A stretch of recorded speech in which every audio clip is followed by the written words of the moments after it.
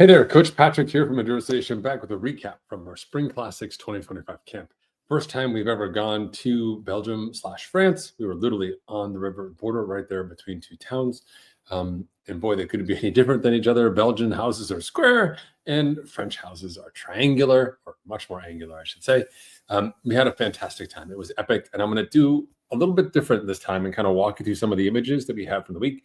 So we did basically 11 days in and out of Heathrow on the ends. In between that, two sportives, Flanders on the front end, Roubaix on the back end, and then in between, lots of cycling, adventure, and fun and beer. So I'm going to add this to the screen right here and see if this works. There we go. All right, so I'm going to walk you through this, and we're just going to go slide by slide just so you have a sense of everything. This is the hotel at night, me texting everybody who's our driver coming in the vans where they can pull up and get us. This is like after 10 hours of travel right here, and getting people in and getting them ready to go. Like super fun and super exciting, but definitely really challenging as well, just to get the logistics done of everything. But you can see we're ready to have a good old time here with Josh, who's already riding his bike even before he takes it out of the box. Like, no joke, that man has more fun on a bike that's even in a box than most people I know on the open road. All right. We threw Ralph into the back of the van along with all of our equipment, bikes, and everything. And despite Ralph not being a small person, he looks practically tiny buried in this van, where he spent most of his trip on all of our road stuff was here in the back, keeping things on track for us. Doing the thing here on our way to the tunnel, just taking a look around at the things and just taking pictures of some fun stuff. Like, I don't know what Smurfit Kappa is, but it sounds amazing. Dealing with gear orders, craziness. Taking a quick break here. What you can't see is that the way to get rid of unwanted seagulls and birds in Europe is to have a falcon that attacks those seagulls instead of using like devices or something unsustainable. So we had a falcon on the way to passport security control. Got my Belgian beer book on inside the van here as we were coming across and getting ready for the tunnel, just getting ready for everything. Tons of snacks, salts, and fluids, of course. All the Coke in the world you might need. This is the train that we took through the tunnel, basically driving down and getting on the train here and driving straight on in. It's kind of wild and crazy to experience the whole tunnel piece. And out the other side into France, in Belgium, where we decided to go through. We went right over to Flanders to register for the ride, which was in less than 12 hours. We get everything ready. So took a bunch of pictures here, had the obligatory beer here at the check-in hall, because this is how you do a check-in at a bike event in Belgium. There was even a band playing silly music, and they were all riders as well. And this is the course you could see we're doing. We did this orange outline of a course here with the extra bonus of the black. This black piece here, which is like 100 kilometers of just time just to make it the same distance as the men's race. It's not worth it whatsoever. And so we did just the quality climbs here. And you can get a sense of what it's like here in Belgium with all the back and forths, roundabouts and turns. A lot of the famous one-day classics are just that. Here's some sense for you, like what the climbs were. And the big ones here, 1,000 feet long, right? 1,200, 3/4 of a mile. Longest one was just over a mile, the Kreuzberg. Haute Quaremont is where we spent watching the race, which is 2,000 meters long. So 1.25 miles at 4% with a kicker at 11.6, or the Paterberg at the end. It was pretty wild. Just to kind of see these here and know that we were going to ride them the next day. Obviously had a beer to just prepare myself. And then we went back and got on the bikes quickly and just went to check things out, just to stretch our legs, etc. Even get a sense of like, zipping along here on the side of the canal that we were staying on. It's just an average day. This is gravel in Europe right here. Unless you're in like a farm field, this is just basic gravel in Europe, which involves no terrible or painful rocks, which most of us are used to, which is kind of crazy. Did some exploring in here. Actually saw plenty of pillboxes in the forest. I tried to capture a picture of it, but couldn't. Pillboxes being from those World War I days. All right, race morning, everyone lining up. 16,000 of us. We took a picture just to make sure we had everybody. And yes, we had pom-poms on our heads so we could find each other in the crowd, which was brilliant. But I have to say, a lot of the Europeans had no idea what that was about, although they did make fun of us for the pom-poms the whole time, which was pretty wild. But they were also very effective. All right. This is us just doing our admin stuff and getting out there and riding. Here's an example of what it's like: open field, terrain, etc. With 16,000 people riding, it was pretty rare to find open time, but we spent time, reconnecting. Tom Glynn here, representing all in our Endurance Nation kit, in between every checkpoint that we could possibly get to. Food and rest stations were all pretty open. You can see here, music playing, rocking out, all the food and stuff that you want. Of course, the pom-pom, getting it on totally. Everybody's doing the pom-pom. Even had Tom doing the pom-pom. Let's see here. This is us rolling into the finish, which is hard to believe. 6 hours later, this is the town square where they took over everything, and they made a bike park. You could park your bike, check it in and out, so you could hang out. So we certainly checked our bikes and went to hang out, and got out there. Had plenty of food back at the place just to recover, because the next day we're going back to watch the race ourselves. Right? Amazing. All right. Bear with me as I go through all the admin stuff here. You can see on our way out, just to watch the race the next day, lots of walking, tons and tons of walking, all the fans lined up so we can get there. This is the lead up. Actually, this is the pros here, and there was actually a big crash just before they showed up for us, right at the beginning. This is the first time through. We could watch the men go through there. And then it was off. That was the first time through, and it was time for us to climb up. We basically just parked ourselves on the side of the old Claremont here and kind of hung out. It was pretty epic. Lots of music, energy, just like wild, crazy times as the pros came through. Here's just some of the quick pictures that we saw of them. This is a picture right from the side of the race. So you can just see the pros like right here, like just on you. And you can also just see like just dealing with the cobbles, like holding those bars and like just the power and everything going into the bike. This is where Pogačar made his move the third time through, which is pretty insane. The most insane thing was like this Belgian dude didn't fall down and kill somebody because they were just so drunk the whole time, which was so funny. Some photos from the day just suffering on this hill. Didn't have to get off though. This was a 20% grade, I think. Which is pretty insane. And some other examples you can see where you just get to take over the whole course on the road. More suffering. This is the top of the Kreuzberg up here with the cross. I can't even tell you how insane this climb was inside here, but like 4 90-degree turns, all the cobbles, etc. This is the second time through. We got a good shot of Pogačar coming through. Up in our intermission here with the family. This is us going out checking some of the other cobbles of the course that we had missed earlier. And then just going around and exploring. This is us checking out like Wevelgem course and just the general neighborhood around. No safe place for us. We could not avoid any cobbles we wanted. This is in Ypres in France, the cloth factory. Again, just going out exploring on some of these back roads.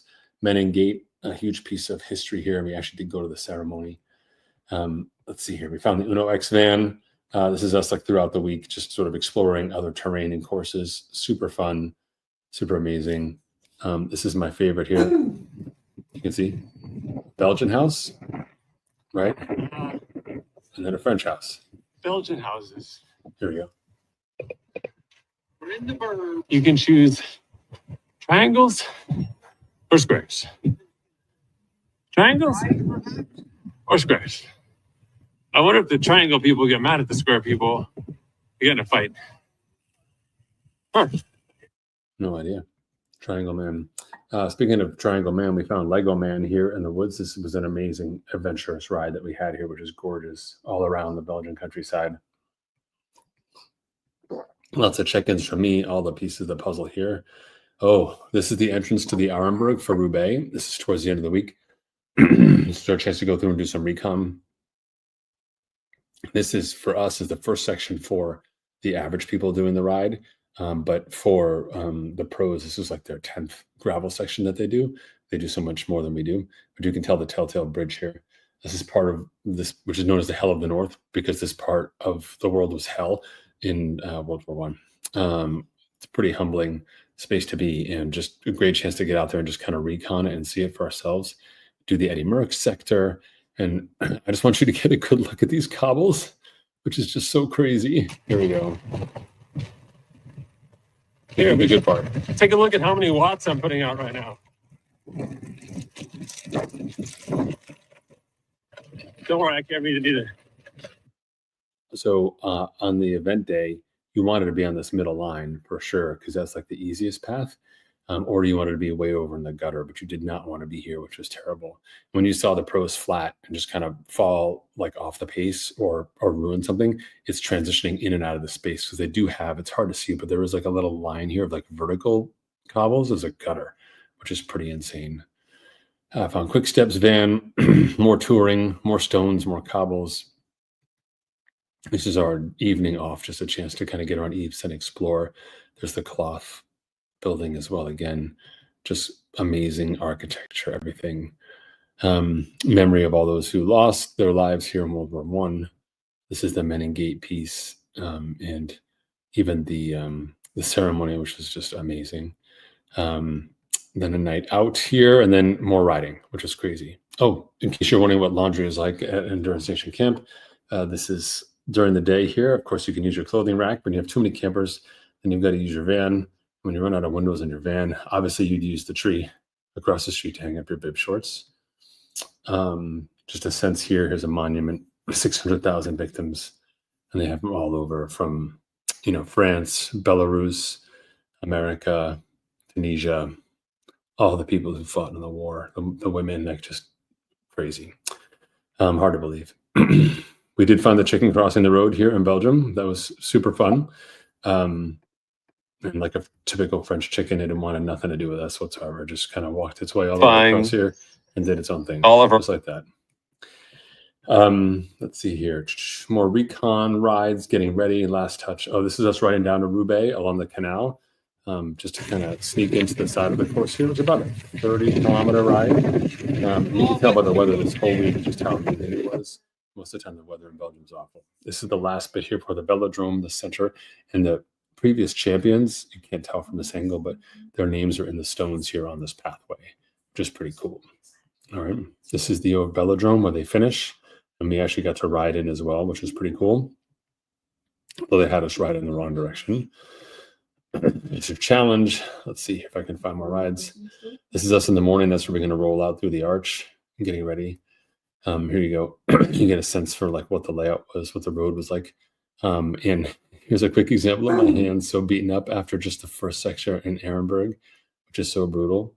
You can see all the riders. This is us pulled over on the side. But even just to take a look, it's hard to see here, but those flags, the wind here was the biggest thing. And now when the wind blows apart the races, I know exactly what they mean because it's crazy. Let's see if we can get, no, there's no video there. It's too bad. Finally finishing, like surviving afterwards, getting cleaned up, pulled together, watching the race here, living the dream. Watching the race roll in for the women. And then we went down to go watch them in the velodrome here inside there and watch the women come across, which was pretty amazing. You can see here. This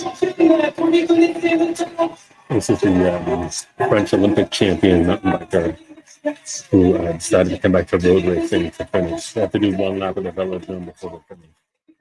So obviously the French were super pleased and happy for it.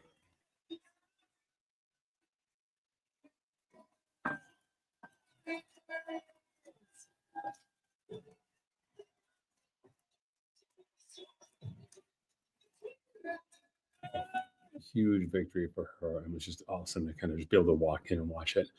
Then the next day we went out to watch, almost done here, walk down the Ehrenberg. Again, just to give you a sense of those cobbles. We're trying to find down the forest of Ehrenberg. It's freaking hard to walk on.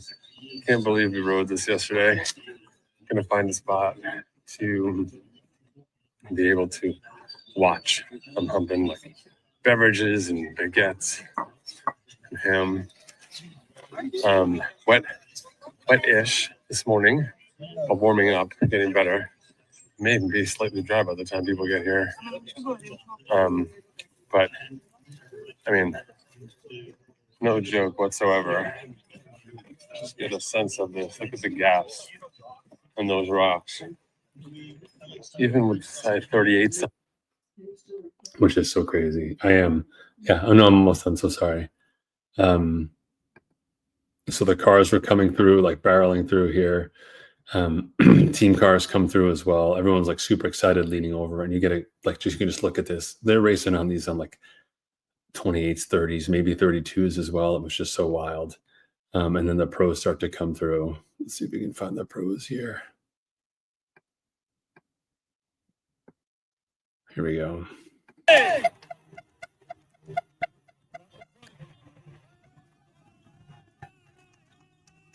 These are the chasers. There's Vanderpool progression. You can just see their bites.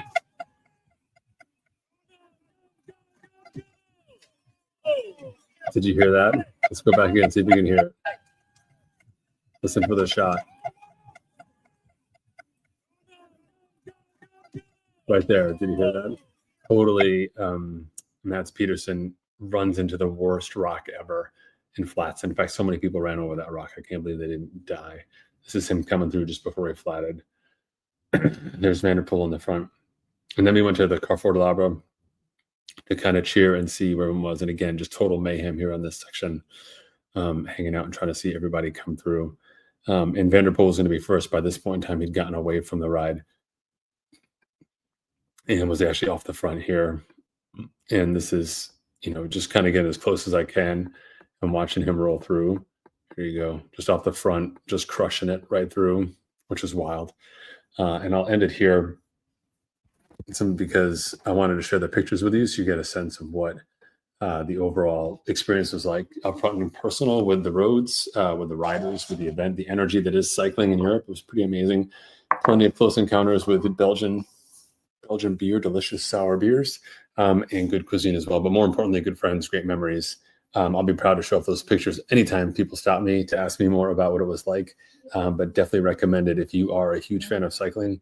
Super accessible, super fun, and just to be out there on it. You can go to the Alps, but not many people can do a 4-hour climb. But you can go out there and ride these climbs and just get a real sense for just how hard these courses are. Just so worth it. I'm almost bummed the single-day classics are over, but I'll never forget it. So hopefully if we do this camp again, you'll have a chance to join us. But I hope you enjoyed this quick video slideshow about what's going on here inside Endurance Station for our training camps. Our next camp is in Tuscany at the end of June. A whole different type of experience, but just equally as fun and adventurous. All right. Thanks, everyone. Enjoy the rest of your week, and I hope you enjoyed the show.